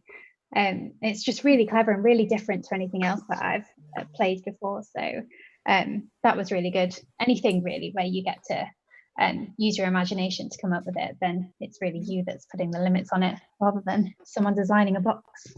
And Jazz, have you got any good examples that can help to renormalize this in videos or a tabletop? Yeah, so obviously I'm definitely more of a video game person, and I do like my role-playing games. So a good example I would say is the Mass Effect series. You could choose to be female or male, and then on the online kind of like competitive mode versions, you could pick if you want to be a different alien as well. And what's cool with that is that you're free to choose different kind of relationships, whether you want to be with an alien or with same-sex kind of thing, and those kind of games. And then also, actually quite a lot of role-playing games, you can choose to be what you want to be, and you can dress up how you want most of the time. So like, for example, my friend, we play Sea of Thieves online, so it's not really a scientific game, but with that is he's a man, but he likes to cross-dress, so he likes to go around in dresses, and like that's kind of things where you can decide who you want to be and how you look like. I mean, I'm currently playing Assassin's Creed Odyssey, and yeah, I'm playing as as Cassandra as opposed to Alexis. Alexis, can't pronounce it. So I'm playing as the female character as opposed to the male character. So those kind of games you can pick and choose. But in terms of science, I guess the most recent one that kind of related to science, I suppose, would have to be the Tomb Raider series, because you play as a female archaeologist essentially, and that's badass. I think she's amazing, and I have been described as like a Tomb Raider of volcanology for some strange reason, but I like it. So yeah, no. So with some big games, you can choose to be who you want to be and play out the way you play out that story. Obviously, you are confined to the main story mode, but then you can, in between that, create your own kind of version of it. That's great. Thanks, Jazz. So I'll just quickly, I've got another question I'm going to throw to Liz, because it's her turn next. But just to show you what I did in my turn, I played this card. So we've got a new goal, the Ghost of Bigfoot. So whoever has the keepers, the Ghost and Bigfoot, wins the game. End of my turn now. And we've had a question from Dorian, Liz. And Dorian asks about even like games themselves can sometimes be quite intimidating, but what can also be intimidating is the challenge of finding people to play those games with you. So I wonder if you've got any advice about how you've gone about doing that. You know, we could maybe think about some of the stereotypes that people associate with gamers being introverted, even though we all know that's not necessarily the case. But certainly, how do we get over our own inhibitions? How do we find people who are willing to engage with us in that sphere? Or how do you do it? Yeah, I mean, that's kind of my my way is to smile through things and acknowledge that, you know, like the stereotype of something. So not to just go on about Dungeons and Dragons all the time, but it's and I love it so much and it's so fun. But then you tell people, it's like, yeah, Dungeons and Dragons is amazing, and like, you're the biggest nerd ever. And it's like, yeah, I am a scientist who plays Dungeons and Dragons, and I like sitting at home and reading. Sure, so that's true. But also, I don't know, sheer enthusiasm is my way of getting through it. But, yeah. No, that's and what about you, Chris? Do you have any tips for how you find people to play games with, both either in a well, I guess virtually in an online space, really, at the moment? I'm a massive introvert, so my way of unwinding is not talking to people. So kind of, I play games where I don't need to communicate with anybody. So that's why. So Football Manager, I will spend hours playing Football Manager, barely not even look up until my wife throws something at me. Or City Skylines, I can spend hours playing City Skylines, and it's but yeah, it's so I like to play games where I don't need to communicate with people, but so, I'm not really the right person to answer that question. So. Okay, and so Liz, maybe you can talk us through your turn, and then I've got a question for Rolf to bring us into Rolf's turn as well there. So I've just played an action card that says destroy all monsters. So anyone who's got a monster keeper has to discard it. Oh, I don't. I discard nothing. Who's this over here? Chris? My laboratory is in I don't know if it's a monster. It's got an eyeball on it. Yeah. Well, hold on. I've got an eyeball. I'm not a monster. I don't. Are you Jazzy's sure? tautology. Jazzy's tautology of monsters. Does it possess an eyeball? If so, yes. So Rolf, as we're coming on to Rolf, as we're coming onto your turn, I've got a question from Sam. So this Sam identifies as a Yorkshireman, i.e., it's me. And this question basically is, if you were to think of games that you've played recently that are related to the geosciences in some way, that aren't obviously Monster Flux, are there any games apart from like Zelda Breath of the Wild that you would recommend for people to play, either directly because they are directly involved with the geosciences, or indirectly as well, tangentially? Let me get back to the previous answer I gave on a question where I said it's really about who do you want to reach, what do you want to achieve, etc. So it depends on what the community is you're playing this game with, and if they're what they want to get out of it. So we're playing Ticket to Ride a ton with my little 7-year-old, and he's just learning the places in Europe and the names of these places and how to pronounce them, and it's amazing, which is also geoscientific knowledge, I guess. But then again, one of the other games I mentioned earlier, we did a game of Lowlands this afternoon, which has a brilliant mechanic where everybody is just building their own farm. But at the same time, you also have to invest actions into building a little dike that protects all of the farms of all of the players. So it has the whole tragedy of the commons built in. It's amazing. It's kind of involved. I advise it for people that have played a few board games already. So but it depends on what type of knowledge you want to get out. And if you just want to stroll through a beautiful world, and in the meantime get something of this is the way mountains can look, or this is the way deserts can look, then a game like Breath of the Wild is amazing. I think it's the mindset that you enter into a game, what you will get out of it. But these are three that just pop into my head, which brings me to my turn. So I'll just finish it. Okay, quickly. so Chris, have you got any games that you've played recently, or that you're thinking about playing, or you've heard about that are actually quite good, or that have geoscience maybe at the core of them? Yeah, so there's a game we got around Christmas time because we was thinking of using it in our forest space in the Earth Arcade, which is our outreach activity. We was actually having a discussion about this on Twitter briefly, Sam. So photosynthesis, which is it's a really beautiful game. You have card trees of different sizes, and the idea is you have to plant the trees, and as the sun moves around the board, you gather energy, which allows you to plant more trees. My issue with it, which is the reason why we didn't use it in the exhibit in the end, is because actually you get the victory points by chopping the trees down, and we found at the end of the game we had really sort of sparse forests because of, sort of in the last, as the sun's going through its last cycle, everybody's rapidly chopping down as many trees as they can. So it's quite interesting in sort of games which are not designed for communicating issues but covering a theme. Sometimes they have a goal which is not quite what you want. But did people mention the Lorax at some point? Well, no, but I think Chris as well. The point, Chris, can you as well? Could you possibly tell me, Jazz? Is it whose turn is it? Is it Chris's turn or Jazz's turn? It's Jazz's turn. Rolf, could you tell me through what you actually did in your turn, please, Rolf?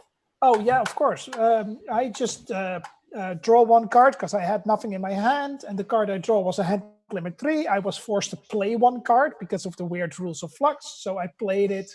And the card that I have was a hand limit 2. So I discarded hand limit 3, and now hand limit 2 is in effect, which doesn't matter because nobody has cards in their hands. So just a reminder, keep a limit of 4, hand limit of 2, and draw limit of 2. So Liz, I'm wondering how you've got 3 cards in your hands, but I'll let you sort that out in your own time. So I have to disregard 2 and play 1 to pick up 1. Yeah, exactly, Jazz. So if you pick one up and then make sure you've only got 1 left in your hand, I think. Oh gosh, 2 left in your hand. Sorry. Getting confused now. Okay, so disregard. Jazz, ignore what I just said. You're drawing 2, playing 1. God. Oh my god. Oh my god. Okay, drawing 2. Right. I have 6 cards now. I guess I've got play 1. Jazz, you're drawing 7. Oh, what? No, what? No, don't confuse me. So what am I drawing? Okay, I'm just playing one now. Okay, what is our current goal? Current goal is the ghost of Bigfoot, so the ghost and Bigfoot both in play. Okay, I have a ghost, so I'm putting that down. Oh. I recently played Forbidden Island, which is like pandemic, cool. But it's about flooding. So you're trying to get off an island that's flooding. So that's quite, hydrology focused that I like. But also I think any game that kind of has a trade-off kind of element to it is really good. So I think what people struggle about with climate change, so a lot of my research is about climate change, is, understanding how policy decisions are made and, limited resources to do things. So I think anything where you've got a bit of tension of being like, oh, well, I really want to do this, but I don't have the resources to do it, is quite good for kind of opening those discussions as well. Great. So Jazz, can you just talk us through what you've done and then discard down to 2 cards, please? Okay. So I just put down Ghost Keeper because our goal is to get... There. Yeah, but then, so I need to discard to have 2 left, did you say? Yeah, 2 left. Yeah. And Liz, I think you need to discard one of your cards, Liz, because you've got 1 too many at the moment. Okay. Not that it really matters. So as we're going, we've also had a great recommendation on YouTube chat about Kerbal Space Program as a great example of a geoscience game for communicating space missions. And then, Chris, it's your turn. So I'm just going to ask you this question from Martin. Great question, which says, should science-based games made to engage or communicate be free? Maybe I can just start off with that by saying that I think that in the tabletop arena, you can definitely make games for free because you can have print and play games for free. For example, the 2 recent games I designed, Carbon City Zero and the Catan Global Warming expansion, both available as free print and plays. And then if you want to, you can buy the actual premium version. But having the print and play version at home is a great way of ensuring and engendering that dialogue and making sure that another limitation of games doesn't come across people, which is that they can cost money. You know, Jas was talking about using a Switch. We're talking about virtual environments. We're talking about some tabletop games cost hundreds of pounds. So Rolf, I'll come to you in a bit, Rolf, but I just want to throw this to Chris first. So Chris, what's your thoughts on whether science-based games should be free in order to that are used for engagement, basically? I don't think there's any. I don't think there's any moral obligation for the games to be free. If they're going to cost you money to make, then I think you kind of have the right to be able to make that money back. And if you put your creative expertise and time into that, then you should be able to make a profit.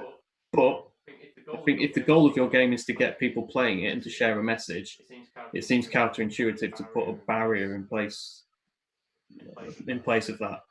But also, a lot of our games are kind of funded by public money through research money. So I think we do try and make all our games as free and as widely available as possible.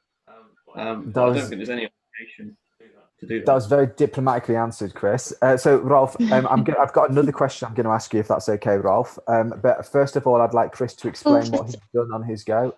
I haven't done anything yet. Well, Chris, I'd like to hurry up and take your go.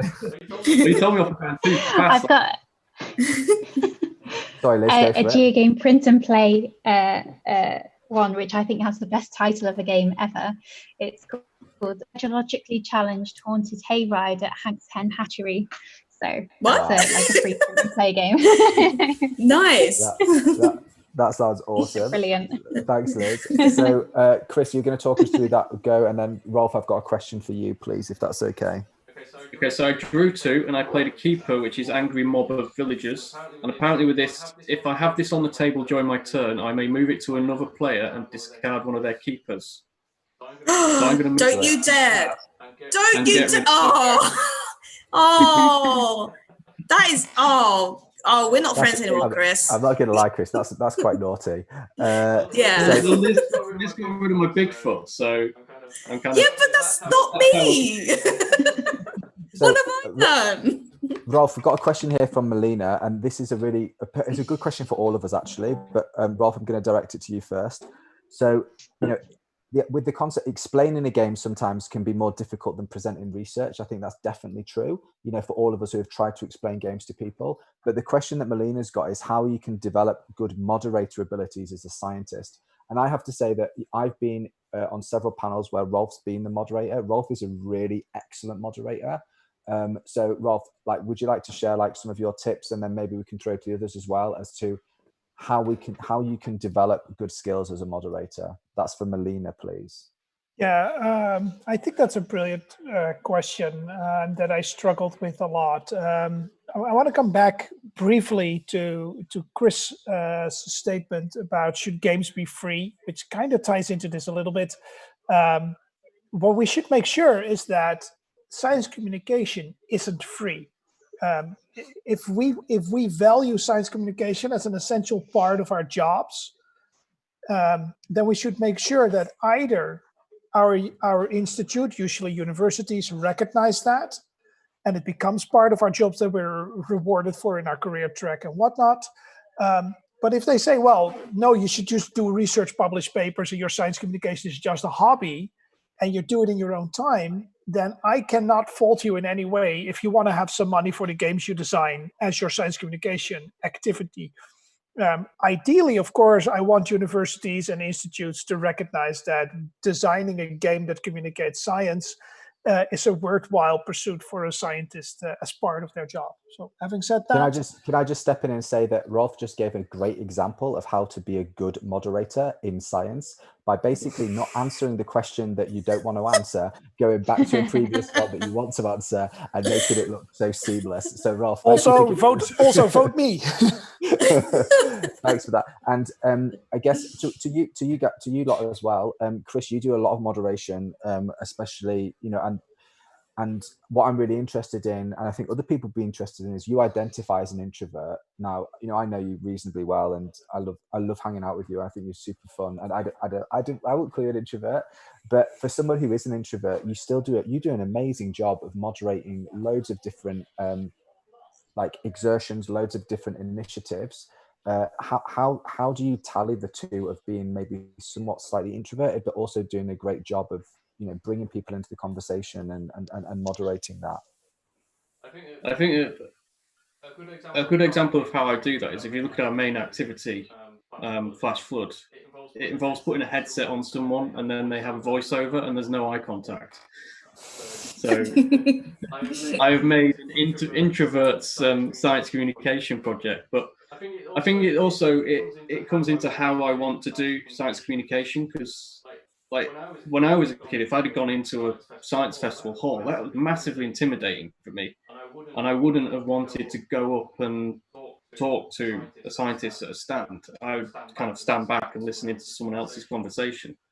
So I kind of, when I'm doing activities, I kind of want something where someone can approach it without having to talk to someone and get into the material without, you know, to try and make it accessible to someone who is introverted. So that's great. Thanks, Chris. So I'm gonna throw the same question to Jazz, but Jazz, first of all, I'm just gonna take my turn.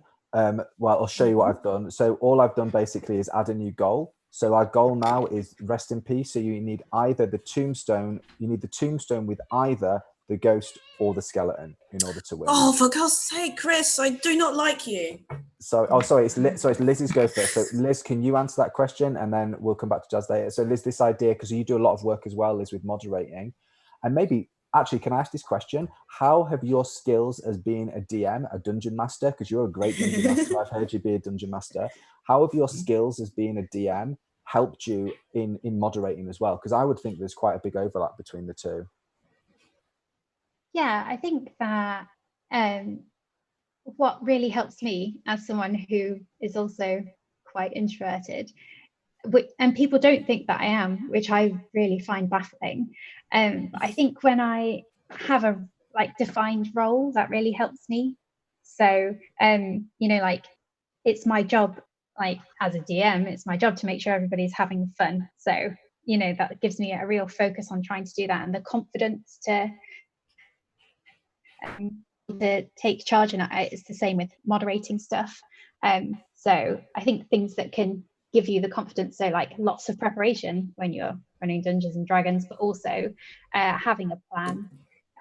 Like when I moderate workshops and things like that, I plan it to the minute, like what's going to happen. So having a really detailed plan of what you're going to do, and then just like the confidence to be able to do it. The most amazing thing that I ever saw in moderation was, I think I was at EGU, and I was standing in line to ask a question, and the moderator stopped the like really old man who was monologuing, like asking a question in front of me. She was just like, "Thank you so much for your comment, but I'm going to stop you there because there are two young women behind you who don't normally like get a chance to speak at events like this." So she that was incredibly, I thought it was like incredibly brave. I was like, oh my God, I've never seen that before. Like acknowledging and explaining what she was doing, but she just like went in with the confidence to be able to do it, had a good reason. And then I got to ask my question. I was just stunned. I was like, oh goodness. So yeah.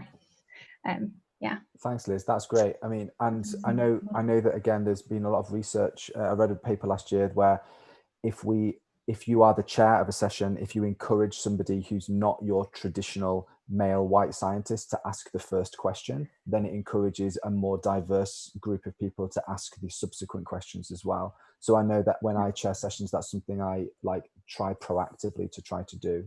And that maybe that's something that other people who are moderating sessions or chairing sessions could do as well.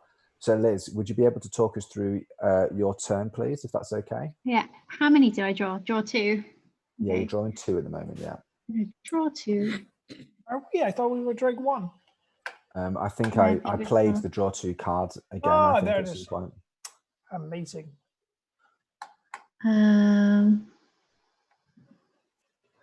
So as Liz is thinking about that, I have sorry. No, please don't apologize. I don't know how other people feel about this, but like I don't cheat in games, but what I do in games is I will bend the rules without the other person knowing, if I know that it can enhance their gaming experience. Like not right. So what are you doing now? Am I that transparent, Jazz? It greatly enhances my enjoyment of this game that I can see your hand on Zoom, Sam. But yeah, that's me, something I definitely do. Yeah. With me, for me, like, I like to play the game as normal first, and then once I've completed the game, I go back and add in mods and cheats and stuff just to see how different the game would be if you add these stuff in. That's how I do it. I complete the game first, and then if I'm in the mood to play it again, I'll actually add extras in. Jazz, are you 100% kind of person? Do you have to get all the platinum trophies and everything? Oh my god, I am such a completionist. It's bad. It's really bad. I knew you were. It's bad. So like currently, yeah. How many Koroks? Huh? How many Koroks do you still need? I just need like 8 more, and I don't want to look them up. I think I've got like 10 more, and I'm like, I have no idea where they are, but it's really annoying. But then also I just don't want to look them up. I just don't want to go online because that feels like cheating to me. Yeah. So yeah, I would say, yeah. Liz, maybe you can talk us through your go, if that's okay, and then Rolf, I can throw you the question as well.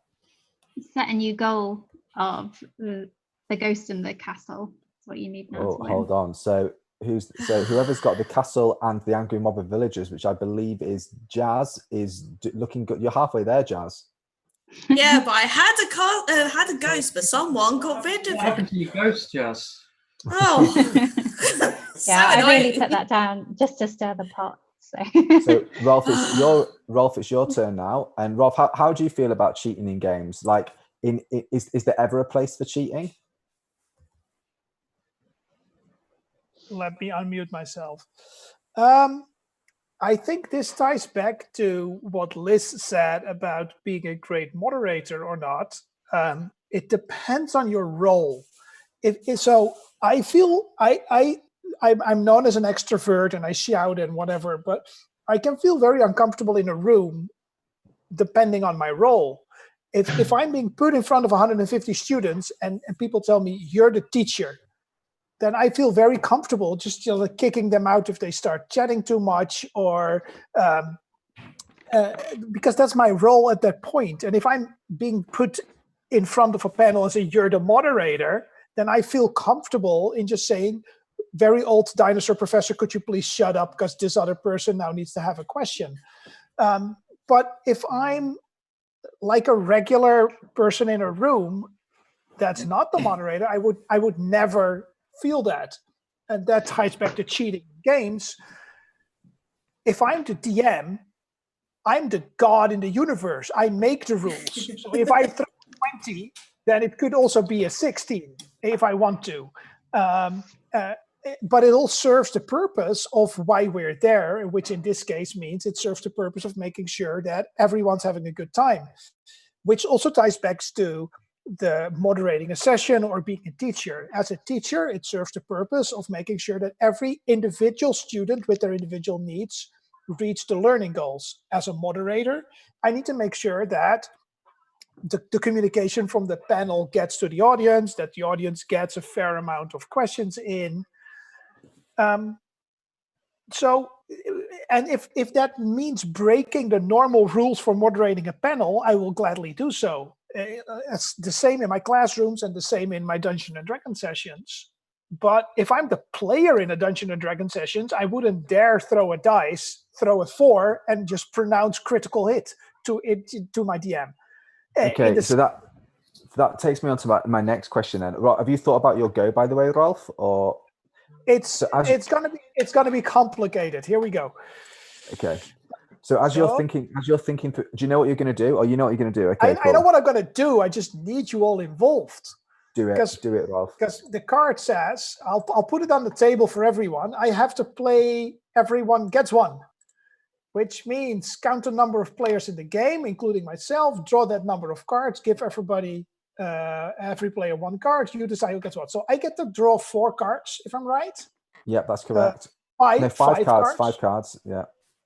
As you're doing that, can I just have a huge virtual handshake for the rotating screenshots, virtual backgrounds in Chris Skinner's background? He's gone through about 30 virtual backgrounds. Okay, so this is the one I actually played. So this one goes on here. Yeah. I have to give this. What's the goal? Oh, I get to play these. What's the actual goal at the moment? The castle. I'm gonna give this one to Sam. That's not me. I'm down here, but I'll take that anyway.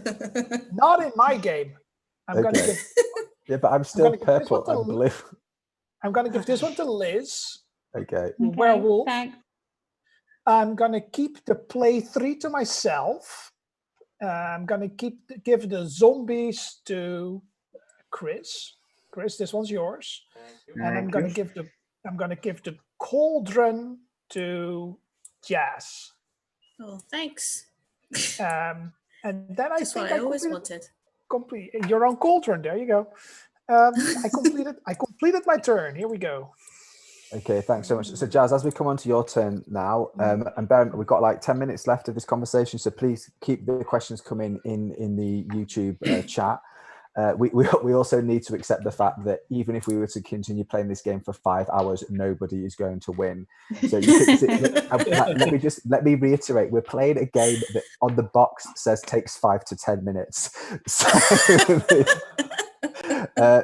Jazz, a question we've had from Melina here is: do you again riffing on the idea of cheating? Do you like losing, like in games? And how does that change? Maybe I know that you like playing a lot of like solo games, but you also like playing a lot of online games as well, like World of Warcraft, like online type like MMORPGs or MMORPGs. How do you feel about losing in general in games? So for me, I'm okay with it because from there, for me, it's kind of like learning and adapting to the situation. Because sometimes I can like die in like 5 rows doing the same thing. I'm like, no, I need to change my tactic here.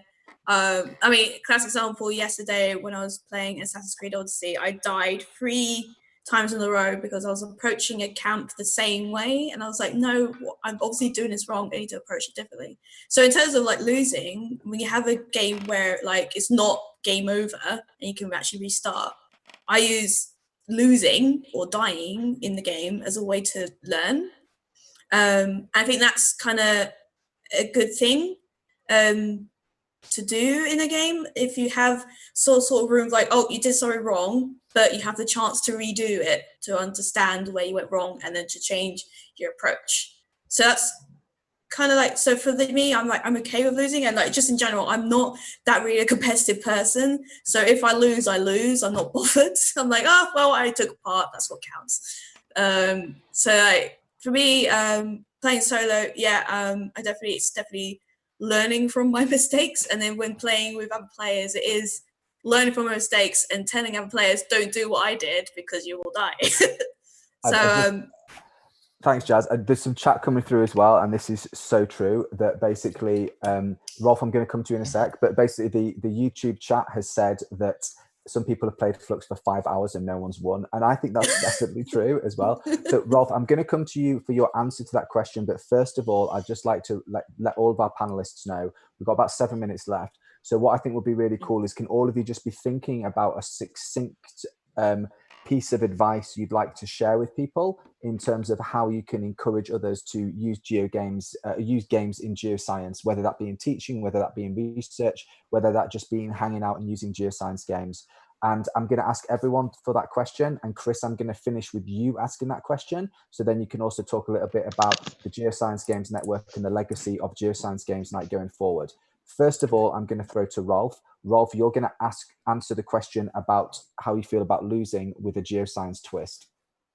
I hate losing games, but I recognize that in a lot of games that have a geoscience twist in the current age, that losing it might be part of the communication strategy of the game designers.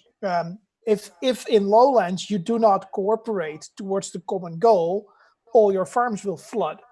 And the experience may not be too great, and you can think about how you should do differently, but basically it tells you you need to cooperate to battle this common problem together. In pandemic, if the entire world succumbs to the disease, you've done something wrong, and this is something that can actually happen. So while I hate it, I think it can be a very valuable learning opportunity, and that can be a very valuable communication opportunity. Right, Rolf, thank you for that. So we've got 5 minutes left. So basically, this is what's going to happen. Okay, everyone's going to have a minute to sum up, to just contribute one thought. But as we're doing that, I'm changing the rules of Flux. Whoever can find the, let me have a look at this. Whoever can find the zombies card first wins. Okay, so as we're looking, that's all. That's the new rule of the game. Okay, so whoever can find the zombie card wins. So basically, as we're trying to Chris find it. Oh my gosh, Chris is won. What's that one? Oh, it's a vampire. Damn it. I think Chris has won already. So well done, Chris. What? So I'd just like to remind everybody. So my final thoughts are just that games are great. They're a great way of establishing dialogue, but it's really important to make sure that we remember everybody and that we don't leave people behind as we're playing those games. We think about everyone's needs, we think about everybody's experiences, and we think about what's available to everybody. I'd just like to also remind everybody that there's loads of short courses on YouTube for EGU, so please do check them out. And I'm going to throw to each of you, Chris, finishing with you. So Jazz, have you got any thoughts that final thoughts you'd like to share about this session, please? I think like whatever kind of games you like playing on whatever platform or whatnot, it's just kind of questioning maybe even the rules or just like the environment you're in, if it's like more immersive environment, because that's how I like started thinking about, oh, is this actually an accurate representation of a volcano? So it just like questioning like what you see or what the rules are or whatnot. Thanks, Jazz. Rolf, 20 seconds. I've been goofing around in this session a lot, but this whole Corona crisis is one of the most challenging times for most of the people that I know. And I think that if you come out of this, don't be sad if you don't come out with a new skill or with a new degree or whatever. If you just come out of this sane, with everybody still loving you, you're a winner in any definition that I can come up with. Thanks, Rolf. I think that's a really important message there. You know, nobody should be expected to write Lear or discover gravity, right? Just be safe, be good to yourselves, and love each other. Liz, any final thoughts? Yeah, I guess for me, games and science work together because they're both kind of, problem solving, which is the core of what we're doing in research, and also for communication, it's just about associating something fun with something sciencey, and it's really hard to measure the impact of that. So I always think that it's just creating a good association for someone that could go on to lead to great things later. Cool, thank you. And Chris, before I come to you, I just want to thank Jazz, Liz, Rolf, Chris, and also Hazel, who's been doing a billion things in the background getting this session going. Thanks everyone so much for such an enjoyable chat. Chris, final thoughts, please. I'd also like to remind everybody about the Geoscience Games session and about how to get involved with Games for Geoscience. And then it's up to you, Chris, to basically say goodbye and end the recording in 2 minutes' time. Take it away, Dr. Skinner. Brilliant. Thank you all for being part of for trying to play a game of Flux today, and for the chat. And thanks everybody in the YouTube chat for contributing, sending us questions. Hopefully we'll see you involved in sessions in the future. So for my final thoughts, I want to return back to what we originally wrote when we first proposed the Games for Geoscience session. I think the true power of games really is it puts you into someone else's shoes, and you can see the world and make decisions from a different perspective. And I don't think there's any other medium available that can do that. So for me, that's the real true power of games, is being able to show people a different part of the world, a different point of view. So with that, we have the Games for Geoscience session tomorrow, I think at 4:15. I should have this written down really, but CET. yeah, CET. on CET, so that's Central European Time. And that's free on EGU. So if you Google EGU 20 and you navigate to find the sessions, search for Games for Geoscience, you'll find it there at 4 o'clock CET tomorrow. The chat will be open. You don't need to register or anything like that. You just put your email in and agree to the code of conduct, and you can participate and see all the amazing talks that we've got in there. Finally, for the Games for Geoscience, we want this to be a movement which will be wider than EGU. We've got sessions at EGU, so we're kind of looking for teams to kind of across the Atlantic to kind of take that on and build that. And it's also, there could be other conferences and meetings that we could go to. We could also eventually have our own meeting as well. We've got our Twitter, so go to Geoscience Games on Twitter, or DM me at Floodskinner, or send me an email to seriousgugames@hull.ac.uk, and I can send you an invite to this Discord. So just thank you all again. It's been a really good experiment. I don't know if you guys fancy doing it again at some point. Yeah, for sure. Why not? Yeah, definitely. So we'll look at doing this again, maybe making it a regular thing, and we'll get different guests on. We'll play different games that we can find. So if you're interested in being involved, do let us know.